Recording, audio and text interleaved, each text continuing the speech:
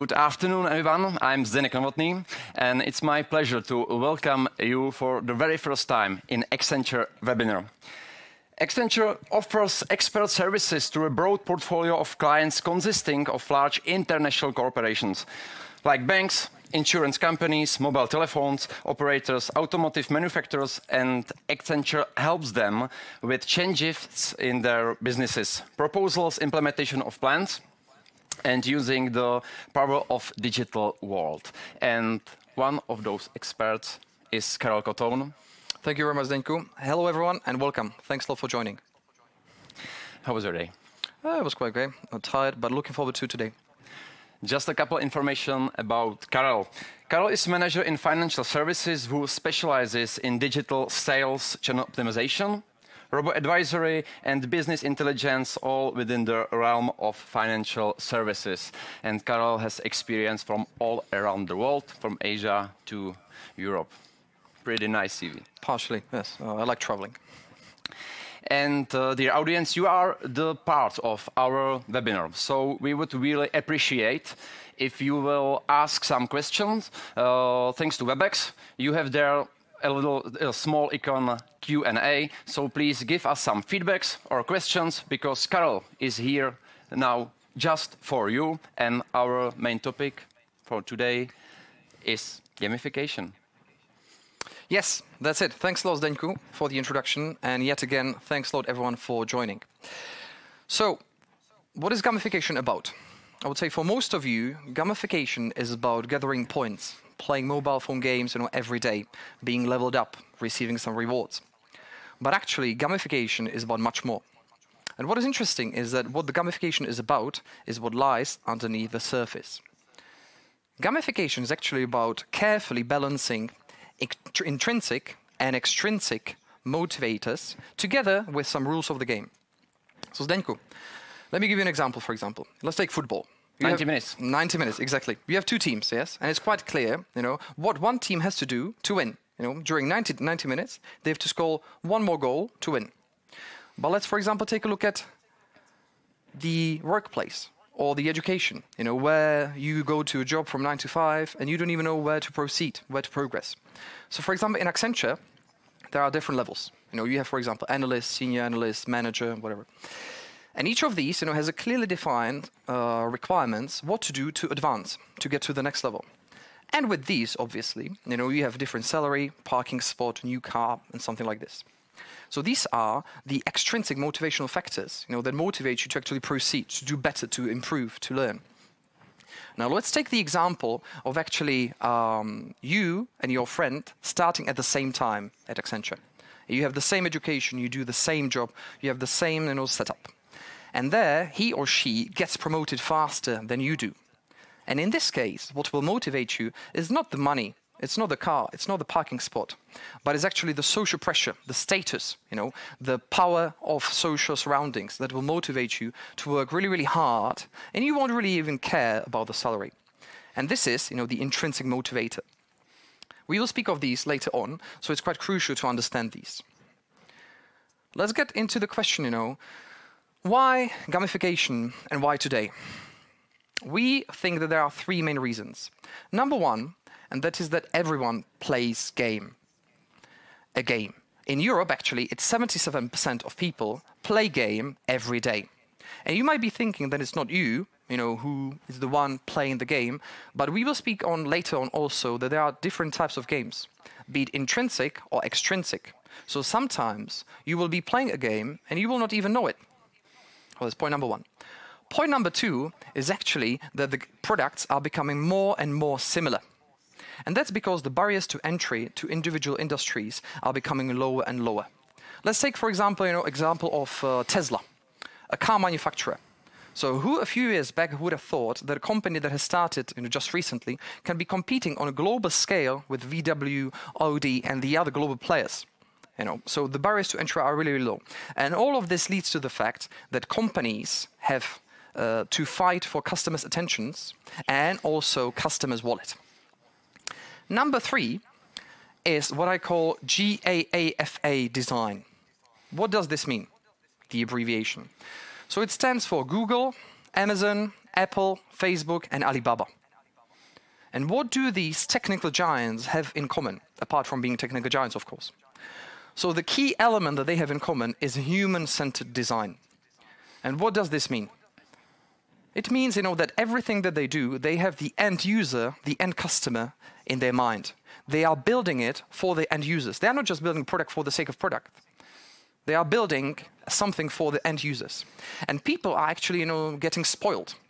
Everyone who uses Gmail, everyone who uses Apple, everyone who uses Amazon, they try and they get spoiled because it's quite user-friendly, it's easier to find what you are looking for, so people get spoiled. And this is actually creating pressure on the others, on the incumbents, on the old guard, to actually follow human-centered design as well. And gamification is the centerpiece of actually displaying, human-centered design. So we have these three. Everyone plays games, products are becoming more and more similar, and human-centered design.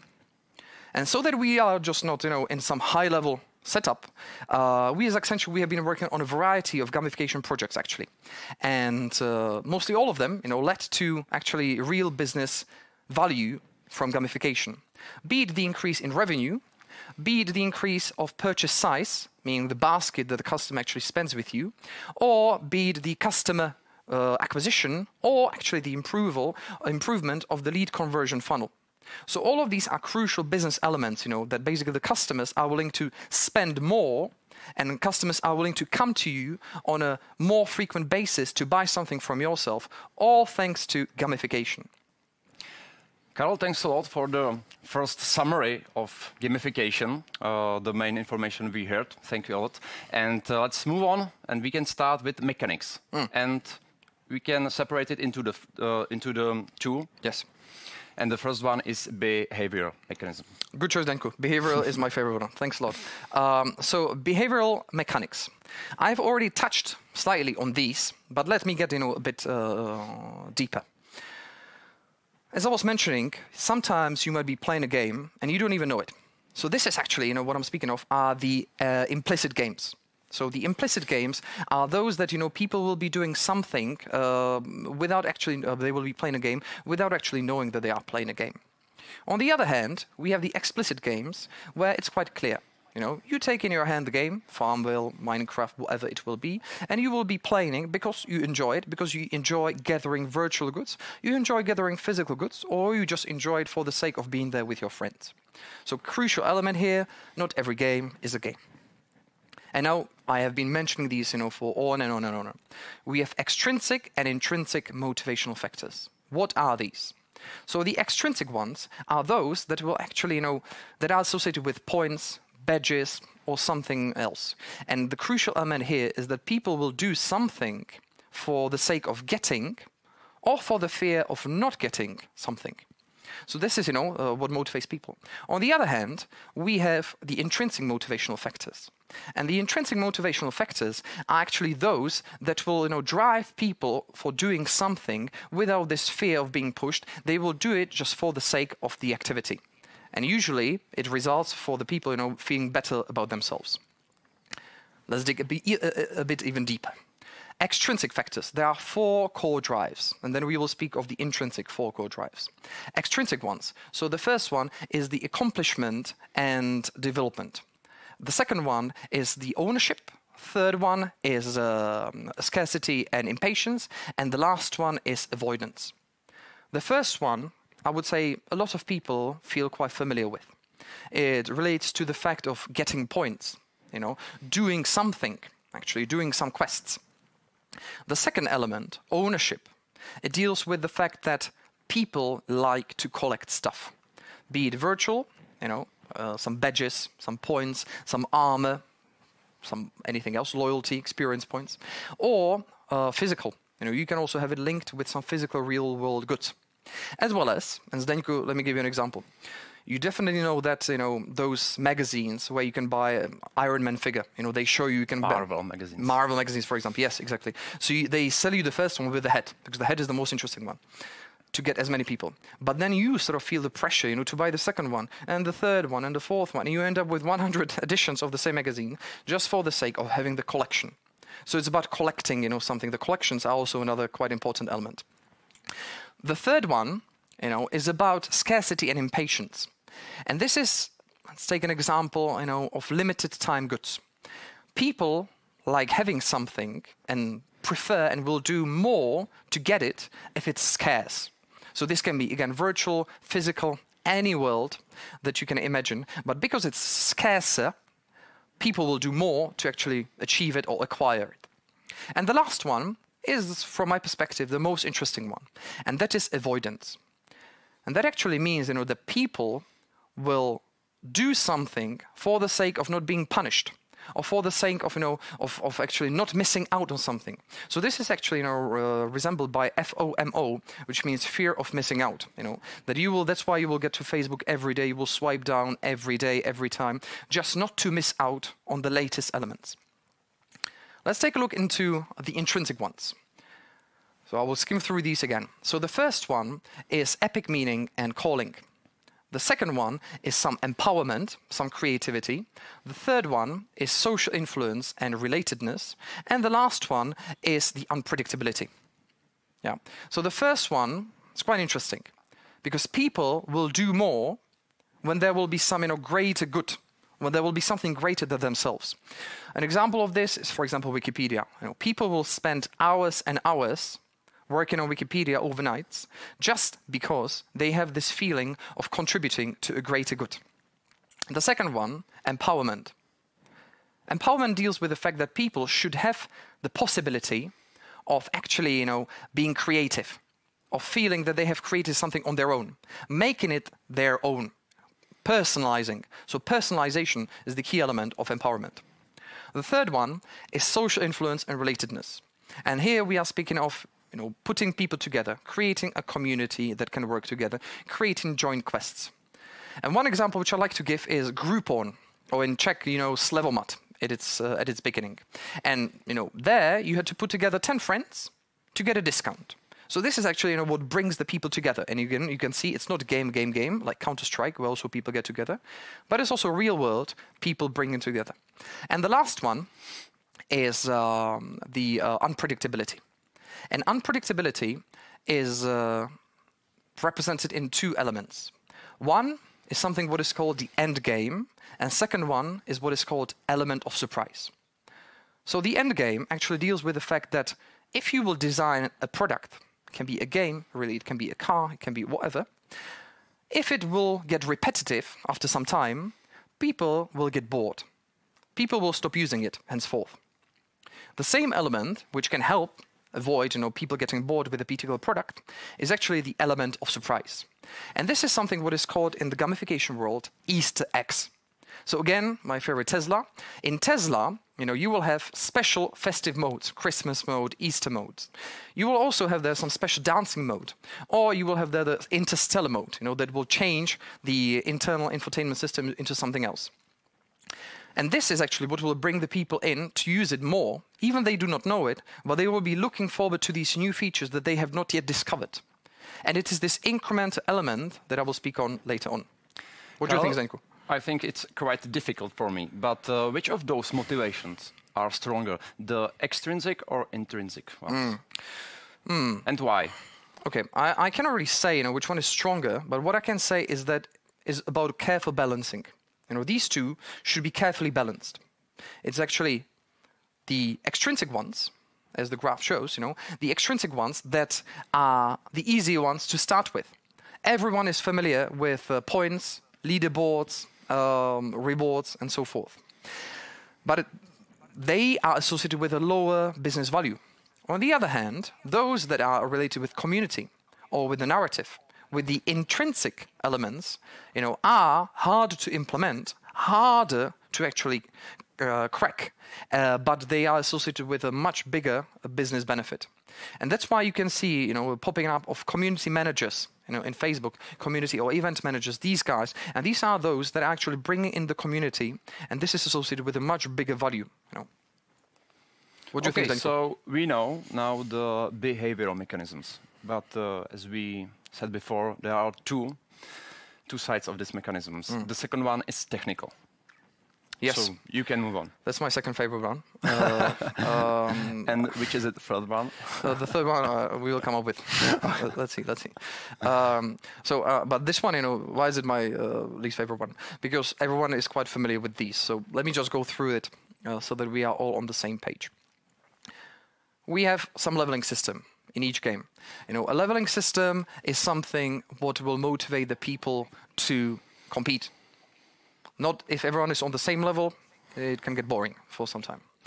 Second one is actually actions and quests. And what are these? These are those activities, we can call them activities, that the users can do on within the game or within the product, with the product. It can be a one-time event, buying something. It can be a repetitive event, doing something on a daily basis, or it can be sort of a joint event or joint quest that you have to put together more people to actually get something, get rewarded, such as Groupon or Slevomat. The third one is that the games play with, social behavior. They play with the element of interest. They play with the element of lust. They play with the element of shame, because people, as I was mentioning in the workplace, they don't feel, that good about themselves when someone else is better than they are. Even though they do not know how to get there, but they will not feel that good about themselves. And the last one is reward, because everyone is doing something for a particular sake. The rewards can be physical, virtual, really can be metaphysical, if we can go into philosophy. But the reward is something what motivates you to come back and to do it. Let's take a look, very briefly into the detail, very detailed. So each of these then has some individual attributes, or let's say options. If you are a game designer, or if you are a product designer, because as I will speak on later on, gamification is not only about, as I hope you understood, games, but it's about creating a product. So if you are a game designer or a product designer, you can bear these you can open up your toolbox and you can start playing with these. It can be a leveling system which is, for example, public. It can be a leveling system which is private. It can be the actions and quests that are, as I was saying, repetitive, that are one time, that are joint, that are common. It can be playing again with the element of shame, shaming something, or it can be actually playing with the element of reward, being exchangeable. Be it that the game itself or the product itself has an economic system in its own, which is interchangeable for the physical goods to the virtual goods and vice versa. So this is a toolbox that game or product designers can actually leverage to play with and to start designing some games. Last element in this section, in the technical section, is actually that gamification is not only about the game system and behavioral mechanics, but it's about four key main attributes. The four key attributes are, first one are these points, what we are discussing. Points, level, system, this pyramid that I have just shown. The second one is actually about a human-centered design. So, because people are the end users who will use it, it's about the human-centered design that has to be followed in order to attract as many customers, as many users as you are after. The third one is about loyalty.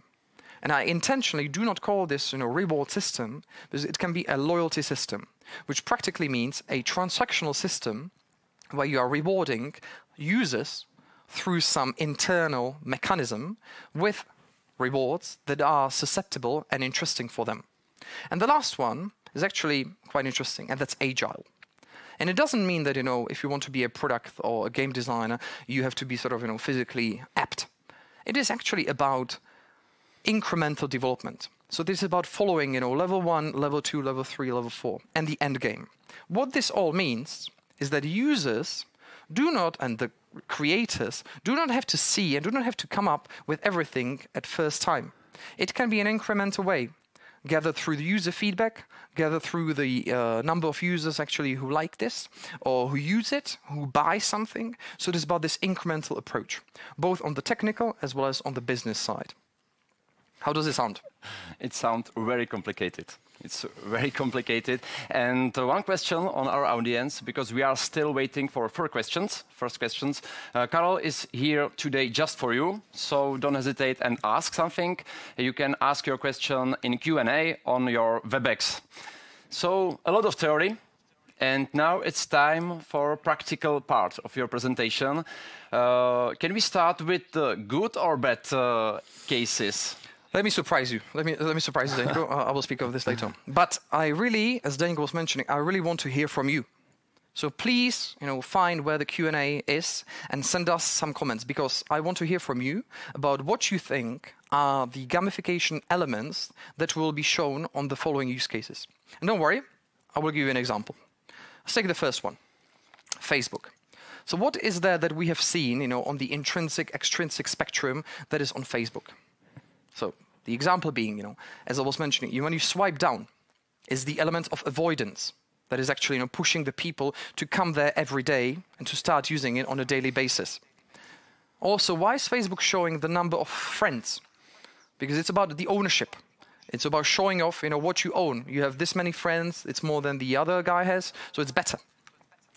And the last one, it's about the scarcity. So this means that the posts that appear there, for a second in Facebook, when you refresh, they disappear. So element of Facebook is more on the extrinsic side of the spectrum. And what does this mean? It all means that when you use it, you don't feel that good about yourself. Or at least, I'm not sure, Zdenko, how you feel about this, but I have never said, I feel really good about myself because I've spent 12 hours on Facebook today. So not really that good. Zdenko, what do you think about the second one, Wikipedia? In my opinion, Wikipedia is definitely about intrinsic motivation, because it's quite a good channel. So I would say that it's about empowerment, because the users want to know more and more than they know yesterday. So I would say empowerment. That's correct. And maybe social connection between, That's correct. That's correct. It makes sense. It makes sense. It's about the greater good. It's about actually helping people by helping other people. So it makes you feel good about yourself. And also, it's about the global collaboration, because there you have the element of the community that can actually get together and work on something good. Zdenko, do we have any questions from the audience? Any comments? I will check it. We have first question. Perfect. It's not for the use cases, so I will read the question in our last part, because last 30 minutes, maybe more, maybe less, will be just about Q&A to Karel. Okay.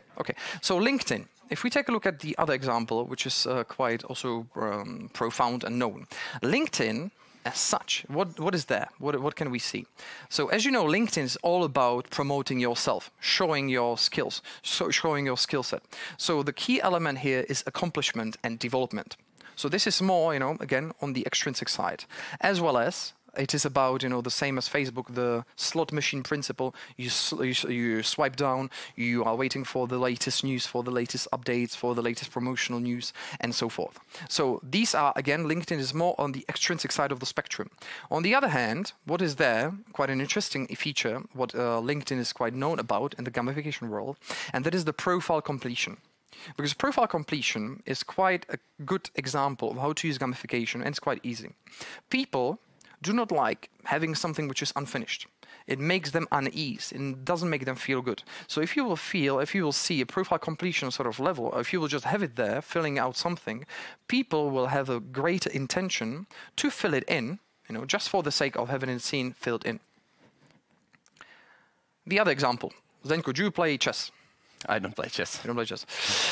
But I think that is the same as other sports. It's just you want to be the best. Correct. You want to be on the top of the ranking. Correct. So that's the extrinsic motivation. Correct. That's very good. That's exactly correct. And if we take a look at the chess.com example, we can see on the top left and the top right corner that this shows, this is actually my profile board in chess.com, so I'm not really that good, as you can see. But it shows you, how good you are in comparison with the others. And it doesn't have to be a leaderboard 1, 2, 3, 4, 5, 6, 7, 8, but it shows you your rank and also the percentile where you rank currently. So you can see that in the world of sport, gamification is quite frequently used. The second example is Nike Training Club. So Nike Training Club actually is about doing some physical exercise at home, competing with your friends, or just working on your own because you feel good about this. And there, Nike Training Club, NTC, is sort of rewarding you for using the application on a frequent basis by providing you badges, by providing you rewards, as well as by allowing to share on Facebook or on social media generally. So you can go, you can have an exercise, you can go out and you can have a run, and then you can post it, which is quite heavily, you know, being done. And this element of social pressure is actually helping people exercise more frequently and better because they feel that someone else is watching them, and also they want to show off. So in terms of the Nike Training Club, the two elements are ownership, so again, extrinsic one, and doing something better for your own. So this is intrinsic. So that's why I actually feel better about using NTC than Facebook. Now we have a giant. I was mentioning these, you know, GAFA, human-centered design, GAFA. Amazon, why is Amazon interesting? What is it about? It's about the reviews. You know, the key element about reviews is that they are actually having programs where people sign up for free and they participate there on their own willingly because they are interested in helping the others by reviewing the goods. Then we can also discuss, you know, that there are also fake reviews, but generally speaking, the review principle and seeing the others are two elements: helping others, which is the intrinsic principle, and secondly is actually, you know, helping the others. Yes. So these ones are all good, and still all good. Still all good. So far we have been, Zdenko, you know, in the virtual world. But a good example, which we can also see in the Czech Republic on our roads, is the one from Sweden, which I will speak of right now. Because it seems that this gamification is just for young people, because all we saw were some applications or something on mobile cell phones. So does it mean that gamification is topic just for young people or not? No, no, it's not. But I see where you are heading, because gamification as such, the term has been coined in 2002. Yes, so it's quite new. So it has not been around us for that often. But games, as such, are very frequent. They have been with us, you know, for centuries, even for millennia. So no, my answer is no. It applies to all the age groups. And as I was speaking at the beginning, 77% of Europeans play games every day. This means, you know, the 77% cannot be just youngsters, because they are usually 30% of the population. So it encompasses everyone. And also, you know, your grandma or my grandma can also be enticed by gamification. Let's take a look at the physical world example, and that is the speedometer in Sweden. So this actually, you know, motivates the drivers to slow down, to reduce their speed, and they are being rewarded for this with a thumbs up, or with actually lottery, where they are then being summoned and they can win a prize if they are not speeding. In Czech Republic, what I have seen is not that they would be having a lottery, but it's actually showing a smiley face or a thumbs up if you are going under the speed limit in a city. So this is a real-world example of actually how it actually can help people in the real world. In Accenture, so then we don't just, you know, speak of other examples. In Accenture, one of the strongest elements of gamification application is learning. People can sign up for training courses, people can sign up for some activities, and they will get rewarded for this. The rewards will be mainly virtual, so this means badges, as well as potentially physical.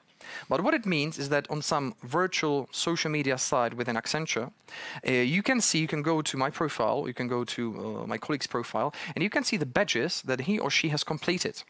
And you will just see it. Some of them are mandatory, some of them are voluntary. And those people who will have a lot of badges, you know, it will at least make you question, you know, why don't I have as many? What am I doing wrong? Should I be doing something else? Should I be learning more? So this is, again, motivating people to learn and to improve. The last example on this slide is actually Farmville. Zdenko, do you know Farmville? I know Farmville. Very good. How many hours have you played Farmville? I played 2 years ago, so okay. I don't have no Mona Lisa or something okay. else, so. But it's a very great example with Mona Lisa. But people, if you were playing more, you could have had a Mona Lisa as well, because people are using the element of empowerment. You know, making it on their own, as I was mentioning, on the intrinsic side of the spectrum, and they use the element of empowerment to create an individual impact in Farmville, as well as a creative impact in Farmville. So this is, you know, a quite striking example of using something and actually keeping the people there for hours and hours, just without any sort of reasonable outcome, just for the sake that the game or the product allows them to use it more and to become creative, to make it their own. Now we have Starbucks. Starbucks is a gigantic company globally, and they have also their own gamification application where they are mainly focusing on ownership. You know, on collecting badges, going to some special places, going to Starbucks roasteries and gathering some special points, or ordering something special, some special coffees, a pumpkin spice latte, for instance. This example, the Tomorrow Bank, is a bank in Thailand and Singapore. This is a case of what we as Accenture did, and it's quite a striking example. So what you can see there are actually screens from internet banking application, mobile banking to be precise.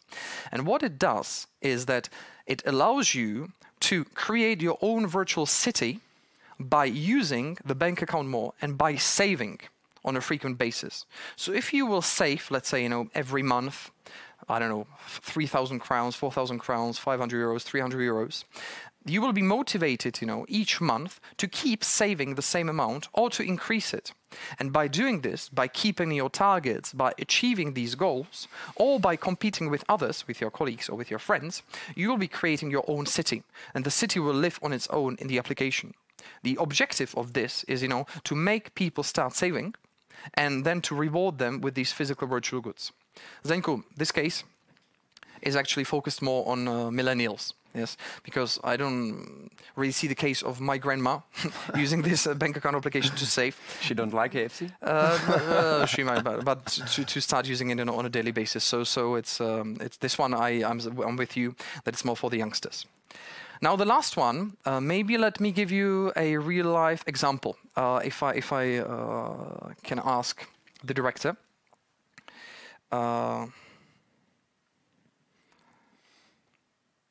You still have time to asking some questions. If I 1, 2, 3, we have 5 questions to Karol, so that's still not much because we will have more than half an hour, so you can ask Karol. So you should all see my screen by now. No. Perfect. Great.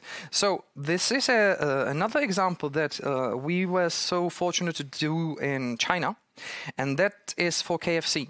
The objective here was to motivate people to start using the KFC application more often by bringing in the element of community and ownership. So what you can see here is the virtual KFC world. Bottom left is my own KFC shop. And what I can do is that I can share this with my friends and they can actually start purchasing, KFC chicken from my own shop. What will then happen is that, first of all, I will be rewarded, I will be ranked higher in the application, as well as I will then be allowed, and you can see I have 0, 0, 0, so I'm not that good seller, but I will be also then able to actually go and buy something with those rewards that I received by other friends buying something, and I will be able to go and buy another KFC chicken or other virtual goods. I can buy a watch, I can buy a smartwatch, I can buy a toothbrush, I can buy whatever we want. So this is a great example of actually applying gamification to bring in more people, create strong brand awareness, use it as a marketing potential, as well as to sell more and increase revenue, as well as the conversion. So I think we can get back to the presentation. Thank you. Yes, we are back. So this was quite interesting.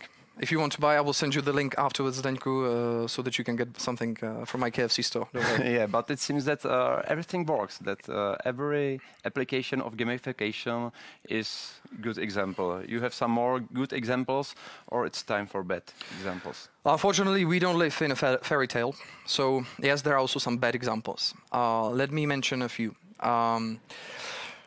I don't know if you are familiar with Diablo 3, but Diablo 3 is a sort of fighting application, a game. And do you play Diablo as well? I don't play Diablo. No. I just studied it. But what was interesting is that in Diablo, you had this RMAH. What does it mean? It's Real Money Auction House. And what does this mean is that you have, similarly, in the case that we were showing before in KFC, some virtual goods, some virtual coins, and then you could trade these for real world dollars, USD dollars. And what was the game about? The game was about, fighting and discovering new armor, discovering new items. And because this RMAH was introduced and the USD dollars were brought in, the aspect of actually playing the game, you know, spending the hours and hours to find something, got reduced. Because if you had the money, you could have just bought. It. You know, it didn't really matter. It's similar then to, like, for example, if you ever played Doom, you know, the game, and you knew the cheats. So then when you knew the cheats, you know, the game as such sort of was fun for the first few hours, but then got, you know, less fun, less and less fun. So this is exactly about the same element, you know. Getting rid of this key objective of the game destroys the game. So then actually Diablo had to revert back and got rid of this system. Another example is a application called Zappos. So Zappos, you remember we were mentioning about this ownership, that you can gather points, you can gather badges, you can show off virtual goods. And Zappos was basically rewarding you for any particular activity that you did. And there was no list, there was no description, it was not clear for what you were actually being rewarded. And what it meant, you know, that you were just receiving a bunch of useless symbols that no one really knew what they were about, and it did not really motivate the people. So it did not result in the objective that they were aiming for. And the last one is a real-world one. It's Whooperman Steel. Whooperman Steel is a steel-making company. By the name, you would have guessed it. And what they try to do is they try to reduce the number of accidents that their employees are having by actually showing, you know, a real-world example of how the other employees are performing, how many accidents they are having, and how good they are in reducing them. And what it actually led to was the opposite result. You know, people, because the number of accidents was actually increasing or was steady, they started feeling demotivated and they started leaving the company, or they were so demotivated that their productivity got reduced. So the company decided to drop this system because, you know, by having the transparency and the end user in mind, they forgot about one key element, and that was, you know, that the people do not like to be reminded of their faults. So these were some of those bad examples, you know, that gamifications then can lead to if it's not properly taken into account. Yes, okay. Sometimes it doesn't work. That's correct. But gamification is almost everywhere. In our smartphones, on the streets, as we saw from Sweden. So that is this time, today.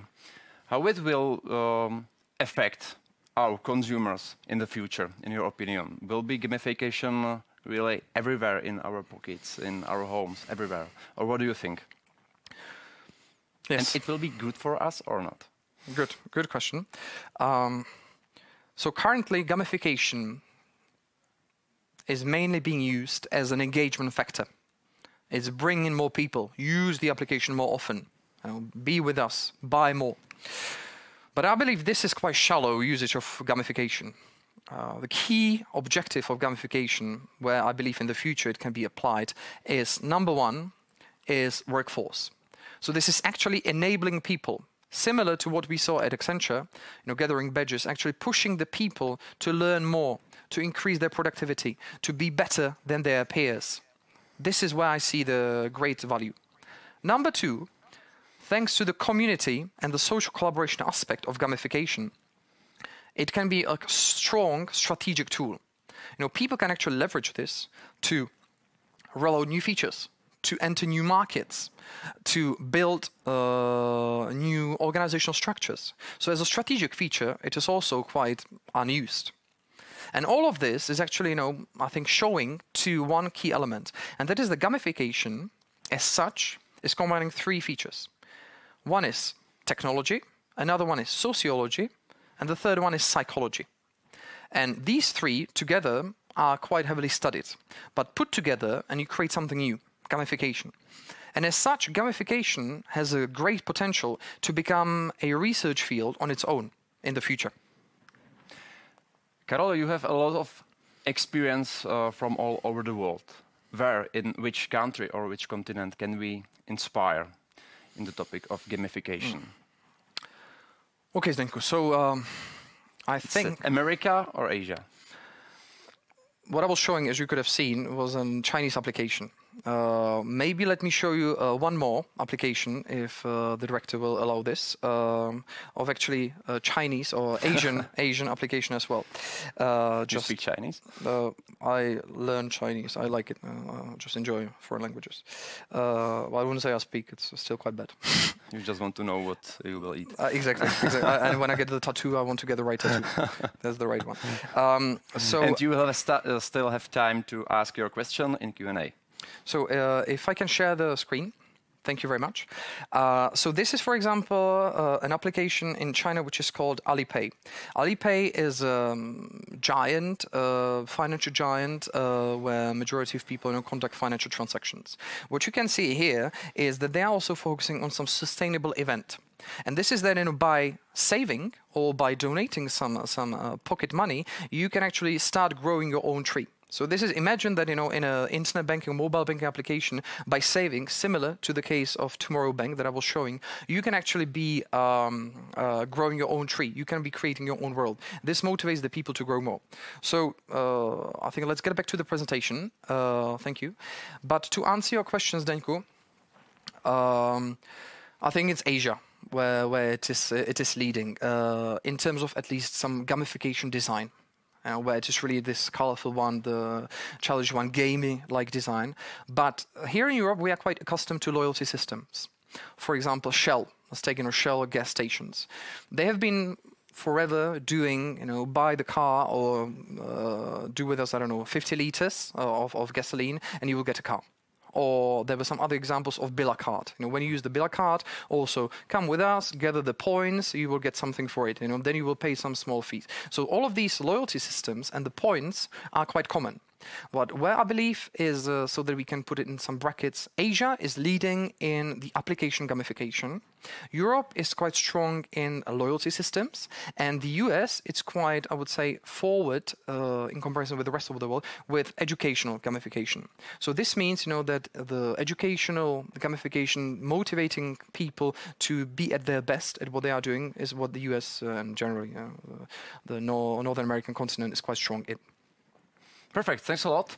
We have 7 questions now, so can I start with the first one? Shoot. It's from Ian. Hey there, how do you view the negative side of gamification, basically manipulation? How should the gamification be balanced so that it doesn't turn us into mindless consumers of content, as with Facebook? Yes. Thank you, Jan. Thank you for this question. I don't know, maybe you have seen the documentary on Netflix called Social Dilemma. And there, Social Dilemma, speaks about actually exploiting human attention. But let me answer this question in a different way. Gamification, as anything else, let me restart. Let's take gunpowder. Let's take gunpowder. Gunpowder was initially developed in China as a tool to attract attention or to have fun. But someone then found out that if you put a bullet in front of a gunpowder, then actually it can do some harm. And the same parallel I would use for gamification. And that is actually, that if you use gamification to get the best out of people, to motivate them, really, to improve what they are good at, or to increase collaboration or community elements, then gamification can be an extremely powerful tool for good. But if you will start using gamification, for the bad examples of actually twisting human mind into something that is not desirable, then it can become a bad tool. But I would say it's like with anything else. Thanks a lot. Next question for Matthias. You are showing as the famous big tech companies who have thousands of employees tweaking every aspect of their page. For example, how could a medium-sized e-commerce company implement gamification into its product development efforts? Thank you. So to answer this, I would say it's starting with the human-centered approach and taking out the toolkit that I was presenting before. So examples can be, for example, let's take Pietro Filippi.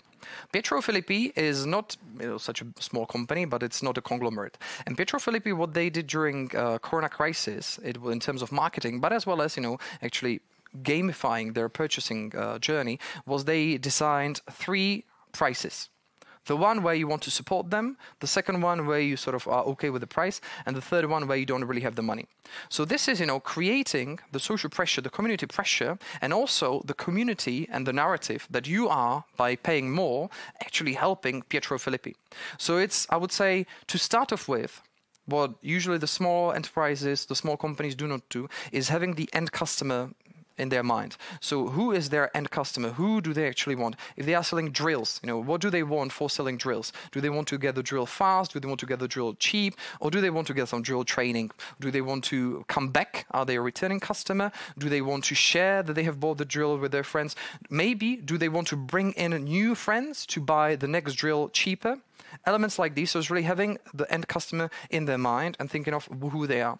And as I was mentioning, Facebook's feature, scrolling down, is not a difficult feature to implement. So if you will have on your e-commerce website scroll down feature, slow down machine feature, people will also start using it, even they don't know that it's a gamification element. So it's really having the end user in their mind. Next question from Ornella. Is it possible that the usage of extrinsic and intrinsic triggers depend not only on the product, but are also culture dependent, meaning that the human-centered design of some product should be different in the United States or in Asia? Good question. I would say that culturally, as I was mentioning, as you could see the examples, it is more about the visuals. It's not about the game mechanics. So it's about the visuals that you will present to the people. If people are more into anime, as in Japan, into comics, then this is more widespread design feature. If in Europe we are more, in terms of financial services, into, narrowed down, toned down colors, structured elements, boxes, okay. If in the US, financial, I'm speaking finance because I mainly work in finance. If financial applications are more about, showing off money, showing off the power and something else, it will look differently. So I would say that in terms of the visual aspects, it is culturally different. It can differ. But in terms of the core game mechanics, you having friends around you, you showing off and something like this, there can be minuscule differences, but I would say they are still solid enough to be cross-cultural. It is always expensive to develop some good gamification, or it shouldn't be always expensive? Then I would say what is expensive, but I will keep this question for myself. But practically speaking, I wouldn't say so. I wouldn't say so. It's more having the customer in your mind, as I was mentioning before. And then implementing it depends on how you want to do it. Let's say you definitely, some of you might be aware of the Airbnb case. Do you know, Zdenko, how Airbnb started raising money? No. So Airbnb did not have any money. And they were not successful in raising it. They were actually called, Air Bed and Breakfast, hence Airbnb name. And they started selling when Obama was candidating for the presidency in the US. They started selling cornflakes with Obama logo on top of it. So they, did not have any money. They just printed out a bunch of cardboards, and they were selling these boxes to make money. And they had mentioned, Airbnb in there. So I believe it can be also done cheap, but it has to be smart. Okay, so it could be. It can be cheap. Okay. Next question from Thomas Jambor. I'm wondering how to create a game in eShop. I can see the benefit of attract and keep the customer with us by game, but I'm scratching my forehead how to use social media for that differently than every 10th transaction is 50% discount, etc. Do you have any advice which other gamifications can Thomas use? Mm-hmm. So a good example of this is, loyalty. Think of not game. Maybe you can think of a game as well, but think of a loyalty. It's really about bringing back the customers for repeated purchases or bringing back customers for cross-sell purchases to sell them something else. So think of loyalty and of actually when your customers will buy something for the first time, you can show them a list of challenges that they can do. For example, if you will buy 3 of these products, then you will get a voucher, a discount voucher that you can use on my eShop or on another eShop. So you can partner up with a partnering eShop with some different offerings in order sort of to actually finance this game. So think of showing them what you can show them, and also think of who your users are again. Is it someone who will return? Is it someone who wants it faster? Is it someone who wants to get rewarded? Is it someone who is after discounts? Is it someone who is after scarcity? So you can also show limited time offers. Is it someone who is after promotions that, if you buy it with me, then I will post you to my social media. So it is about this. And then you can also take it one step further, and that is investing into the game, that you can create a virtual environment where the people will be actually able to collaborate. But this is, I would say, which goes further down the line. Start thinking of loyalty, start thinking of who the customer is, and start thinking of how to attracting them to come back or to sell them more. Thank you. Next question from Robert. If I would like to be a game designer, how should I start? What should I do? Roberto, I'm not a game designer, so hard to say. But what I've seen from fellow game designers, they are quite creative. So they are not narrow-minded. They like to think out of the box. They like to play games themselves, and they like to really think of who their users are. I keep repeating the same, but it's really the mantra. It's the human-centered design. So it's about thinking out of the box, being creative, playing games, and thinking of who the players are, how to entice them. Being creative, that means that Czechs should be good in this. Or are the Czechs good game designers, in your opinion? I would say yes. Yeah. We have a good combination actually of a relatively competitive salaries, in terms of this, high skilled workforce in IT. As well as creativity. So Brno is a kind of strong centerpiece for game design, and you can see Mafia right now, remake, was just released a few weeks ago, which is a sort of global hit. So yes, I would say we are quite a good nation for games. Next question for Maxim. Do you have examples of gamification of company culture? How it is used inside the companies to connect employees more between themselves or with company? Thank you, Max. So in Accenture, I can say examples from Accenture. First of all, we have as I was showing, the badges. So you have the learning system, which is when you apply for a course, you complete it successfully, then you will see the badge on your profile. As well as there is sort of an internal social media website in Accenture where people can post, can share, can tag, can friend, can follow, similar like on any other social media site. And there are some additional sort of offline activities such as a buddy program, which actually means that newly joined employees will be assigned a buddy who will help them to guide them through the company and show them how it works and so forth. So I would say the leveling system in terms of the skill set, the badges, so virtual goods for receiving something, as well as physical elements, meaning the buddy program, taking people around the company and showing them around, are good examples of how it can actually work. And it increases engagement, it increases the learning curve, and it improves the people. Perfect examples. Next question from Ornella.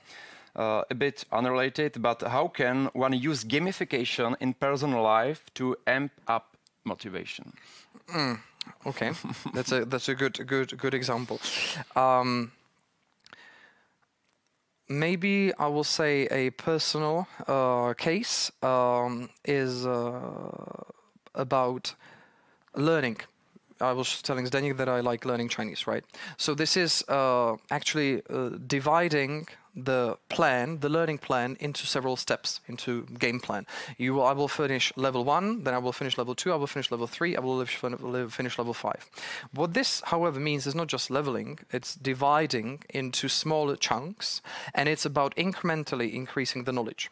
So what I, for example, told to myself is that, I will start reading as a level 1 Chinese books, 5 minutes per day. Then, as a level 2, it's 10 minutes per day. Then 15 minutes per day, and I can advance from each of these. Reward is that I'm learning something, but it's more to motivate me to use this. So it's not a really good example, but it's my example. Thanks a lot. Next question. Thank you for the great presentation, Karel. How do you make the difference between gamification elements and plain manipulation? Hard question. Hard question to tell. I would say it's understanding whether the activity that you are doing is actually good for you. If you think that spending 12 hours on Facebook is good for you, then it's your decision, and I can already see in your head whether you are a social media designer or marketing manager that has to spend there so many hours. But it's up to you. If, for example, smoking, if smoking would be gamified, then obviously, if you would feel sort of that good about yourself, your community should tell you it's not good for you. So it's about what the people, how they feel about the end result, what they are doing. They should be able to realize this on their own. There should not be, I'm not aware of any regulation. I'm not aware of any sort of disclaimers that watch out, this is gamified. So far, the research field has not been done, has not been digged deeper properly. But I would say it's about the people actually realizing that the activity that they are performing is good for them. Thanks a lot. I would like to ask you, Karl, if there was any huge issue in your work, fuck up, that happened because of gamification. I'm not aware of any. And do you know some other fuck ups from this topic, gamification, not from your job? No, I was mentioning those FUCKUAPs in the previous slides, but that's, I would say these ones were the most representative ones that I can think of. Okay, we can move on. From Maciej, where and how is Accenture applying gamification tools and rules into the projects you are doing for your clients? So we are mainly, so the gamification as such is about, I would say, three things. Let me jump into this one. Number one is the human-centered design, as we were mentioning, right? So Accenture can help clients to define, approach how to work in a human-centered design, as well as to design something for them, for the clients. That's number one. Number two is actually about data-driven application development. So Accenture is quite strong in technology, and there the application development is important to follow the incremental development design, be it agile, be it really data-driven decision-making, be it A/B testing, be it following what the users are doing. So Accenture can help you, set up this approach or actually build the application as such. And the last one is about campaign management and loyalty. So I have been mentioning this, having the end user in mind, rewarding them for something, providing them some rewards, and coming them so that there can be an increase of upsell, cross-sell, and so forth. So this is about actually having a proper campaign management, how to target clients, what to offer to them, and how to track it. So I would say these are the three items, Zdeňku, that Accenture is helping the clients with in terms of gamification. Perfect. Next one, will this presentation be available afterwards? Can you send us into the us, or can you recommend some sources to find more about the topic? So we will not send this presentation to us, but you can watch all the webinar when you will want to watch it after this I would premiere. mention maybe, Zdeňku, the source, because a great gamification expert is Yu Kai Cho. It's I will then maybe send the share link, but it's spelled YUKAICHOU. Was really a worldwide expert, and the core drives that I was speaking of, the intrinsic and extrinsic motivators, were actually Yu Kai Cho's material. So it's important maybe to just to check this website and to check it out. And then there are, apart from this, there are plenty of materials online that you can reach out to. Another questions for resources.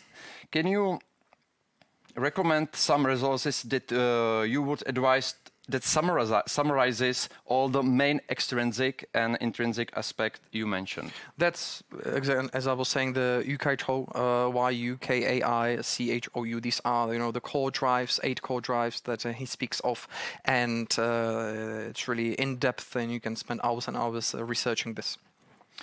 Can you talk about ethic in gamification? I mean, you can do something that increases your income, but it might have negative effects on consumer. I would say we have already touched up on this. So it's all about the game designers and the product owners. as such. If they will have sinister ideas in the back of their mind, then there's not much it can be done. But it is regulated, I would say, on a holistic level. If it will be financial services, the loan sharks are regulated, so you cannot be selling extreme interest rates.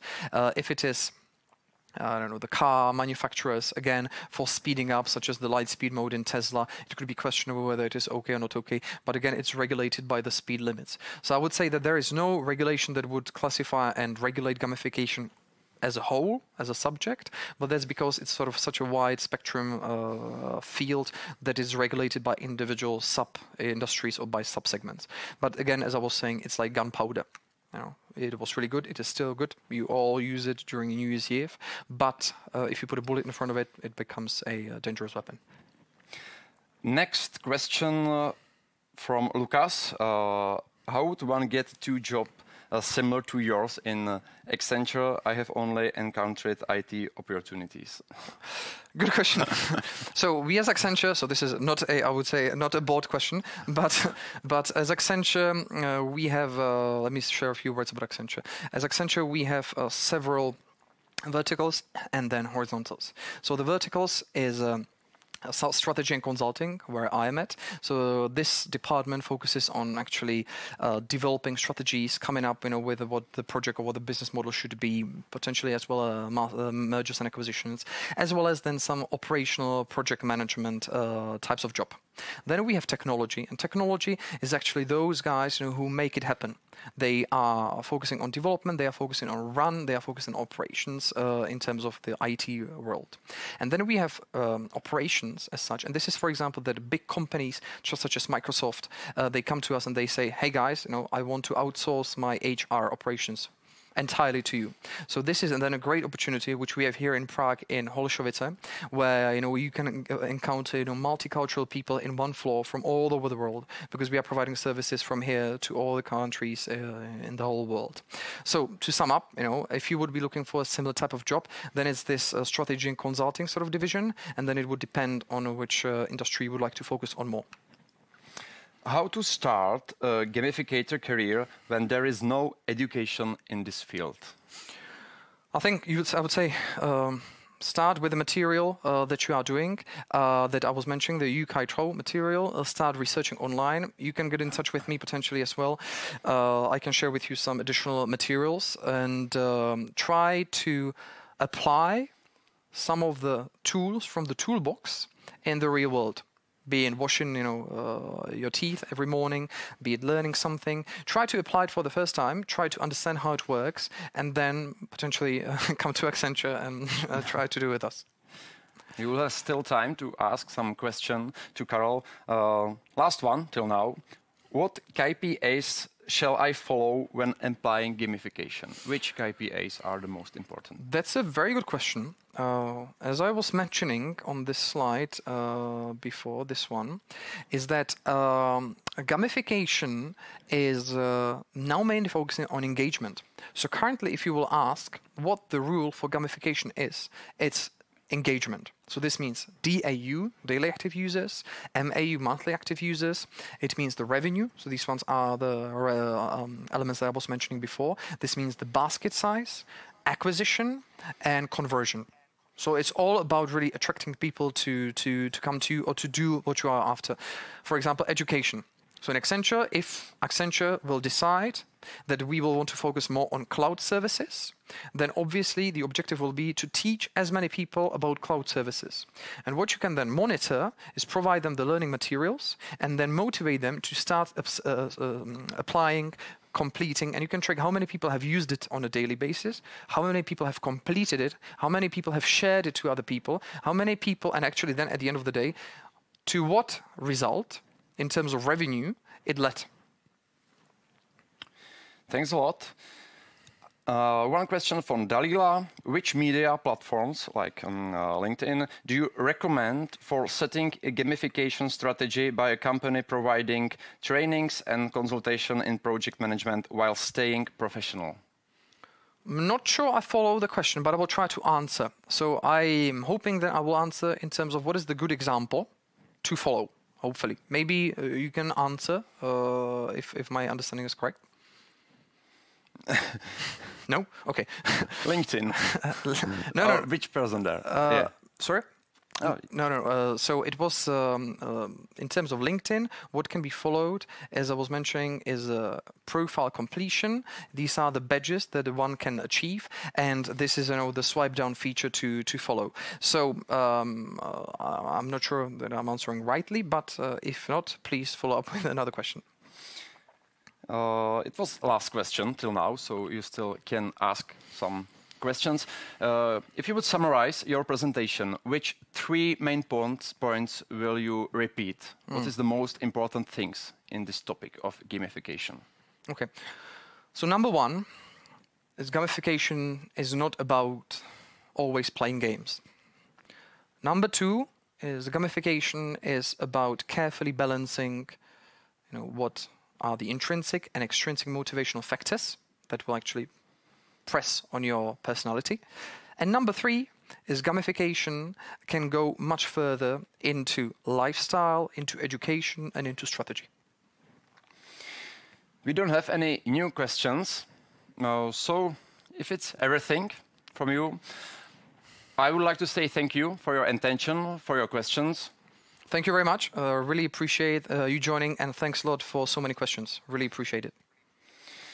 So for more information about Accenture, you will join or follow the website of Accenture.com or the social media, Twitter, LinkedIn, Facebook. And once again, thanks a lot. It was very interesting. Thank you, Zdenko. Perfect job. Nice presentation. Nice motivation. And thanks a lot once again. Have a nice night. Thank you very much.